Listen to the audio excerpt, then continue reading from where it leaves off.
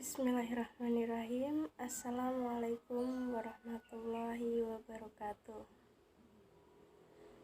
Selamat pagi teman-teman.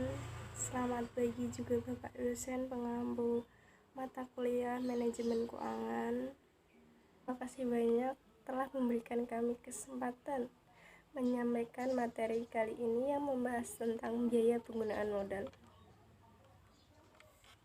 Sebelum saya mempresentasikan PPT biaya penggunaan modal ini, izinkan saya memperkenalkan anggota kami dari kelompok 12.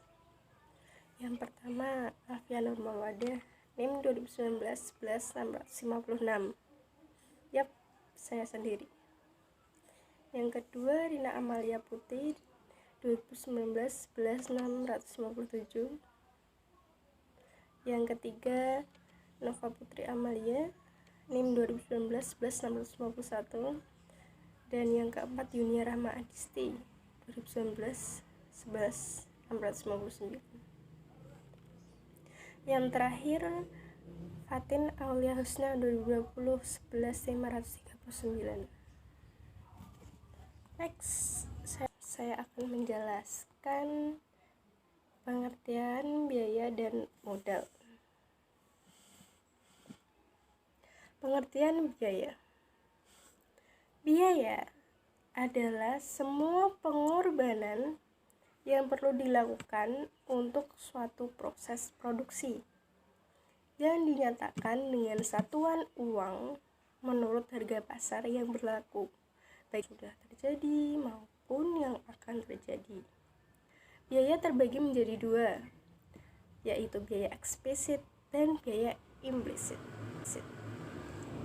Menurut Supriyono, biaya adalah harga perolehan yang dikorbankan atau digunakan dalam rangka memperoleh penghasilan atau revenue sebagai pengurangan penghasilan. Modal. Pengertian modal adalah hal yang sangat vital bagi sebuah perusahaan. Tidak hanya perusahaan besar, perusahaan skala kecil pun memiliki keharusan untuk memiliki modal. Selanjutnya, pengertian biaya penggunaan modal, cost of capital. Konsep cost of capital, biaya penggunaan modal atau biaya modal, merupakan konsep yang sangat penting dalam pembelajaran perusahaan. Konsep ini dimaksudkan untuk dapat menentukan besarnya biaya yang secara real, nyata, harus ditanggung oleh perusahaan untuk memperoleh dana dari suatu sumber. Kebanyakan orang menganggap bahwa biaya penggunaan utang adalah sebesar tingkat bunga yang ditetapkan dalam kontrak atau kontraktual interest. Hal ini benar kalau yang diterima semua besarnya dengan jumlah nominal utangnya, tetapi sering terjadi jumlah uang yang diterima itu lebih kecil daripada jumlah nominal utangnya. Akan dilanjutkan oleh Rina Amalia.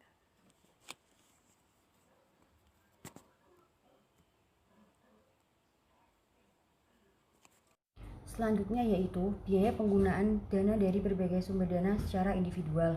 Yang pertama, biaya penggunaan dana yang berasal dari utang jangka pendek. Pada dasarnya, utang jangka pendek terdiri dari utang perniagaan atau trade accounts payable, utang wesel dan kredit jangka pendek dari bank. Biaya kredit perniagaan atau trade credit adalah expired.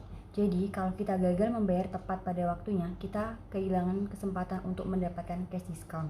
Kalau suatu perusahaan biasanya kehilangan kesempatan mendapatkan cash discount selama 1 tahun, biaya expirednya dari kredit perniagaan tersebut dapat dihitung dengan membandingkan cash discount yang hilang dengan jumlah rata-rata utang perniagaannya selama 1 tahun. Di bawah ini merupakan contoh dari biaya penggunaan dana yang berasal dari utang jangka pendek. Yang kedua yaitu biaya penggunaan modal yang berasal dari utang jangka panjang.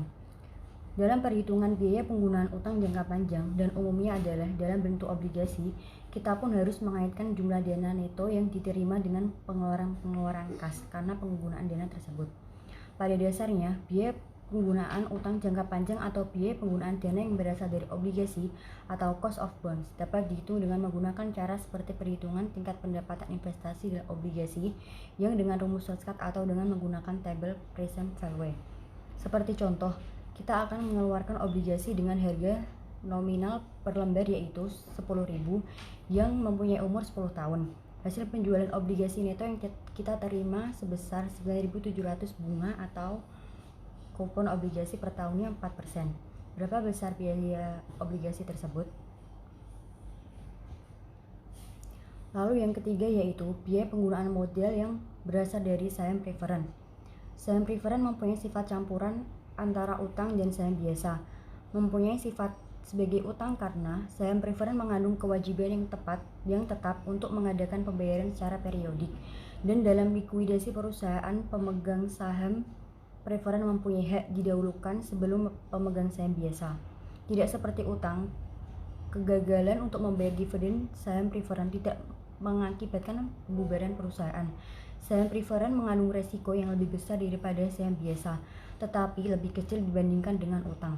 Biaya penggunaan dana yang berasal dari penjualan saham preferen atau disingkat cost of preferred stock dapat dihitung dengan membagi dividen per lembar saham preferen atau DP dengan harga neto atau net price yang diperoleh dari penjualan selembar saham preferen baru biaya saham preferen. Seperti contoh, misalkan suatu perusahaan mengeluarkan saham preferen baru dengan nominal 10.000 per lembar dengan dividen sebesar 6.000. Hasil penjualan neto yang diterima dari saham preferen tersebut adalah sebesar 9.000. Biaya saham preferen sama dengan biaya saham preferen sebesar 6,67% ini sudah atas dasar sesudah pajak atau after tax cost, sehingga tidak perlu diadakan penyesuaian pajak. Dividen saham preferen dibebankan dari keuntungan sesudah pajak. Lain halnya dengan bunga pinjaman atau dengan kata lain diambilkan dari keuntungan sebelum pajak, sehingga perlu diadakan penyesuaian pajak tax adjustment untuk menentukan biaya utang sesudah pajak atau after tax cost of debt.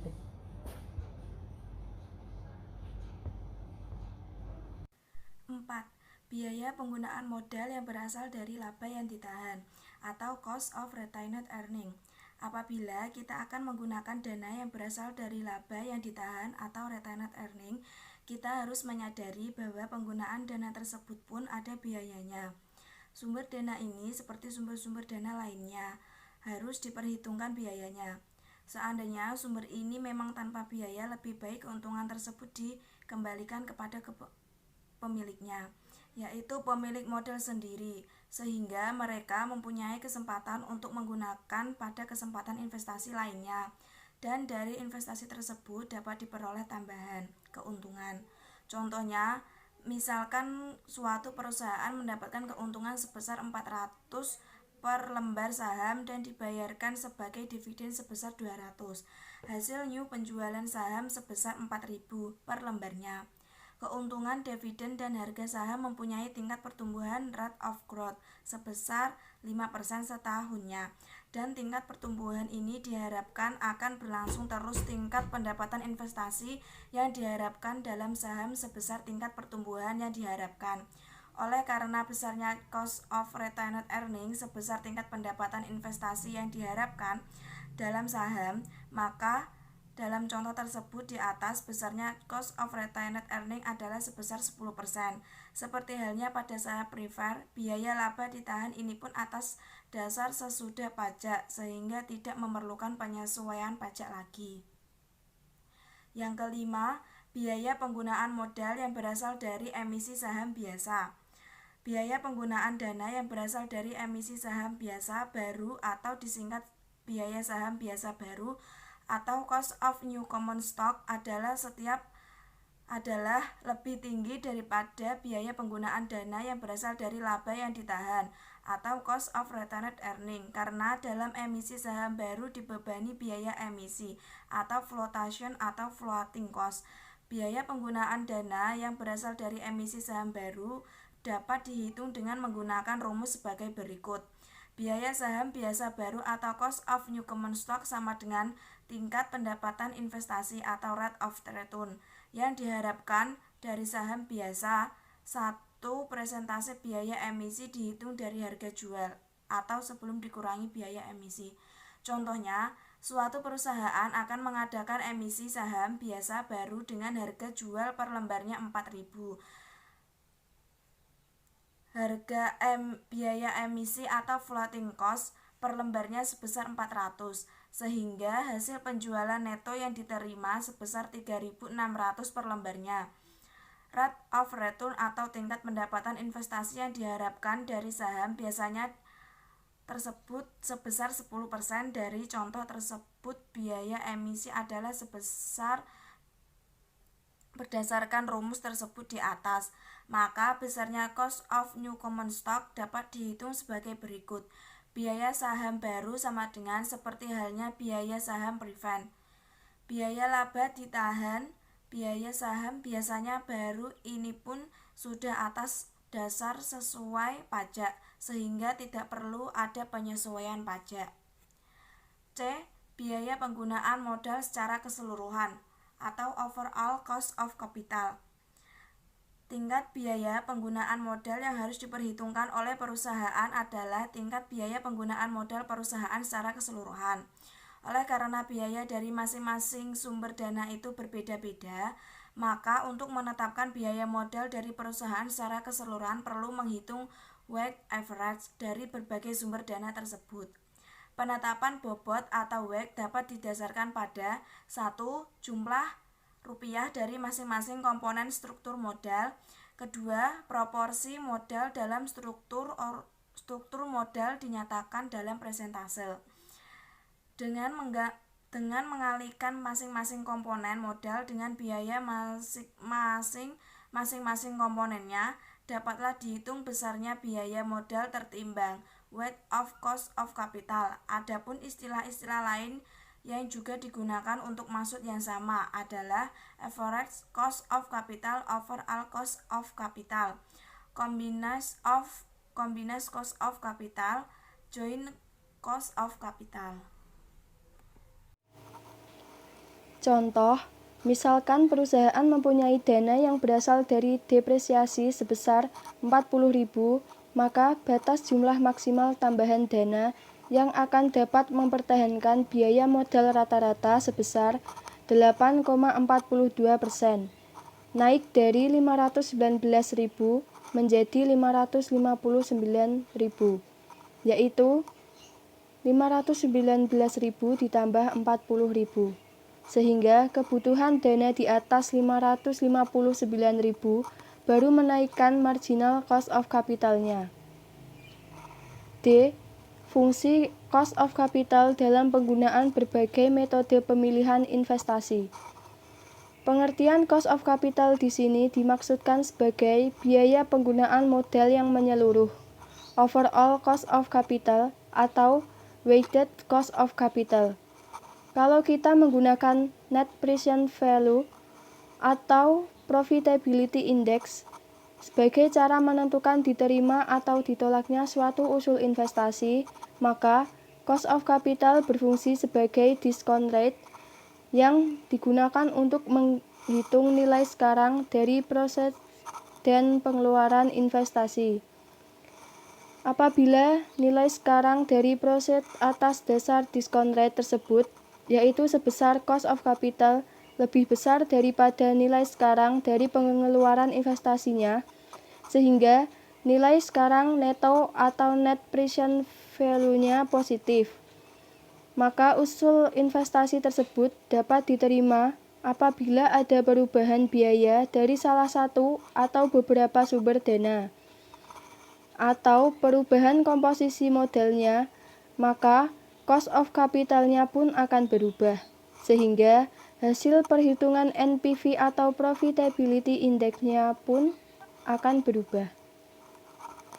Apabila kita menggunakan metode internal rate of return, maka fungsi cost of capital adalah sebagai hurdle rate atau cut-off rate, tingkat pembatas atau pemotong.